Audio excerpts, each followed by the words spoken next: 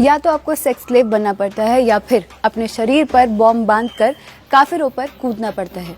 अगर आप एक औरत हैं तो आपके पास इसके अलावा कोई तीसरा ऑप्शन नहीं है। ये मैं नहीं कह रही हूँ, बल्कि द केरला स्टोरी का ये डायलॉग है और ये कोई एग्जैजरेशन नहीं है, कोई झूठ भी नहीं है, ये पूरा सच है। और ये ऐसे ही सच जो हम तक पहुँच नहीं पाते हैं, हम जानना नहीं चाहते हैं या फिर हम जान नहीं पाते हैं, लेकिन वही सच जो हम तक पहुँचने जरूरी है, उन्हें पेश करती है द केरला स्टोरी। और इसलिए मैं आज आपसे कुल 5 बातें या यूं कहूं तो 5 कारण देने आई हूं क्यों आपको द केरला स्टोरी देखनी चाहिए। पहला, अगर आप एक नारी हैं, एक महिला हैं, तो ये मूवी देखना आपके लिए आवश्यक है, क्योंकि ये शरिया को मानने के बाद, इस्लाम को कबूल करने के बाद, इंटरनेशनल सेक्स रैकेट्स में फंसने के बाद, इंटरनेशनल टेररिस्ट रैकेट्स में फंसने के बाद महिलाओं का क्या हाल होता है उसे दर्शाती है। ये बखूबी दर्शाती है कैसे महिलाओं को आधी बेहोश हालत में या पूर्ण बेहोश हालत में 100 आदमी एक समय में आकर रेप करते हैं। ये दिखाती है कैसे कोई भी सिविलाइजेशनल वॉर हो, वो युद्ध हमेशा महिलाओं के जिस्म पर खेला जाता है। इसीलिए ये मूवी देखना आपके लिए आवश्यक है। आज चाहे आपको लगे कि ये बात झूठ है या फिर ये सच नहीं है, या आप माने कि यह आपकी सच्चाई नहीं है, लेकिन ये हजारों उन लड़कियों की सच्चाई है जो इस चीज को फेस कर रहे हैं। और ऐसा ही दूसरा कारण है लव जिहाद।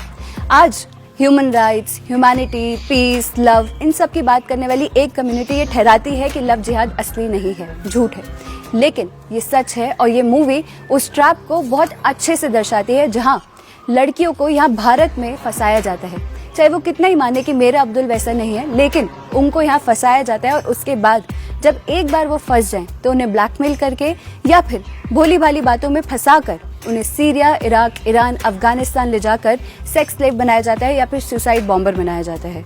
और इसके लिए किस तरीके से लड़कों को आइडियोलॉजिकली, फाइनेंशियली, फिजिकली तैयार किया जाता है, ये भी इस मूवी के ट्रेलर में ये डायलॉग दर्शाता है।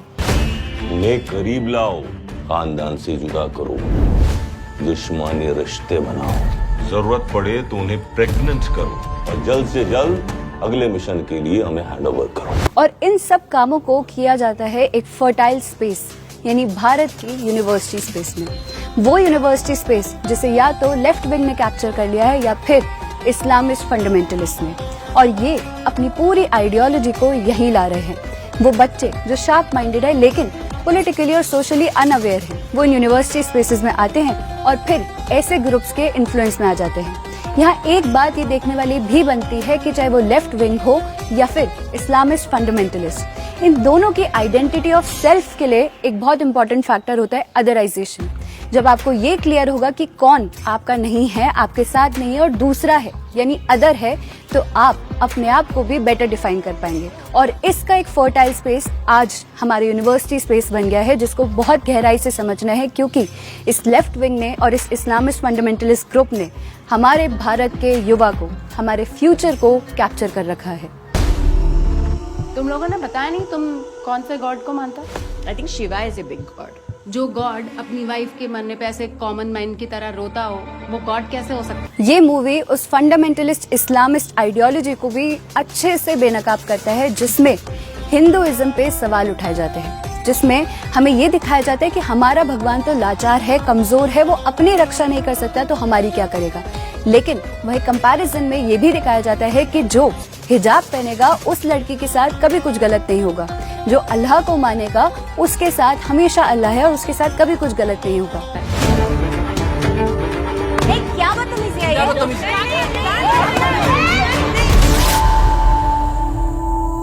हिजाब पहनी एक भी लड़की के साथ ना ही कभी रेप होता है, ना ही कभी कोई उन्हें छेड़ता है, because Allah always protects us. You trying to say only Allah protects? ये दिखाया जाता है जो अल्लाह को नहीं मानेगा, यानी जो नॉन बिलीवर होगा या फिर काफिर होगा, वो दोज़ख की आग में जलाया जाएगा। ऐसे सवाल उठाकर ये उस कन्वर्जन की प्रक्रिया को अच्छे से बेनकाब करती हुई मूवी है, जिसके कारण आज भारत में बहुत सी लड़कियां, बहुत से लड़के फंस चुके हैं। और इसीलिए यही बनता है चौथा कारण इस मूवी को देखने का। इस मूवी में एक पोस्टर है, नेशनलिज्म इज हराम, मुस्लिम इज योर आइडेंटिटी। आज पीसफुल कम्युनिटी या फिर ह्यूमैनिटी और ह्यूमन राइट्स की बात करने वाली कम्युनिटी कितना ही कहे कि टेररिज्म का कोई रिलीजन नहीं है, लेकिन ये बात साफ होती है कि एक रिलीजन में ये दिखाया जाता है कि अगर कोई नॉन बिलीवर है तो वो दोज़ख की आग में जलेगा और इसलिए उसको एग्जिस्ट ही नहीं करना चाहिए। तो ये आइडियोलॉजी अपने आप में एक आतंकवाद को जन्म देती है और उसी आतंकवाद को ये मूवी बहुत अच्छे से दर्शाती है। इस आतंकवाद के कारण या इस सोच के कारण आज भारत की नेशनल सिक्योरिटी पर कुठाराघात किया जा रहा है, क्योंकि आज ये केरल है, कल ये कैराना था, लेकिन कल ये आपका घर भी हो सकता है। और इसलिए ये मत सोचिए कि हमारे साथ तो कुछ नहीं हुआ तो चल जाएगा। अगर आप अभी भी कन्विंस नहीं है इस मूवी को देखने के लिए, तो आपको 2 कारण और दे देती हूँ। ये मूवी बंगाल में बैन कर दी गई है, यानी कुछ तो ऐसा सच होगा ये जो दिखा रही है जो वहाँ के लोगों को नहीं पचा या वहाँ की सरकार को नहीं पचा। दूसरा कारण, बॉलीवुड बहुत लंबे समय से एंटी हिंदू फिल्म्स बनाता आया है, लेकिन उसे बहुत मेहनत लगती है और बहुत हिम्मत चाहिए होती है ऐसी फिल्म्स बनाने के लिए, और इसलिए ये हमारी जिम्मेदारी बन जाती है कि हम इसे प्रमोट करें, इसे देखें। लेकिन सिर्फ देखने से कुछ नहीं होगा। अगर हम देखने के बाद समझेंगे, अपना एविडेंशियल लिटरेचर तैयार करेंगे और इस पर चर्चा करेंगे, तभी ये मूवमेंट, ये मूवी और ये मुहिम सक्सेसफुल होगी। आज जरूरत है अपने धर्म को समझने की, क्योंकि इस मूवी के सीन से भी ये समझ लीजिए कि जिस हिंदू को अपनी रूट्स नहीं पता थी, जिसे अपना बेस नहीं पता था, जिसे अपने धर्म के बारे में नहीं पता था, वही सबसे पहले कन्वर्ट हुआ और वही सबसे पहले उस इंटरनेशनल रैकेट का हिस्सा बना जिसने उसकी जिंदगी बर्बाद कर दी। राम राम, नमस्कार, भारत माता की जय।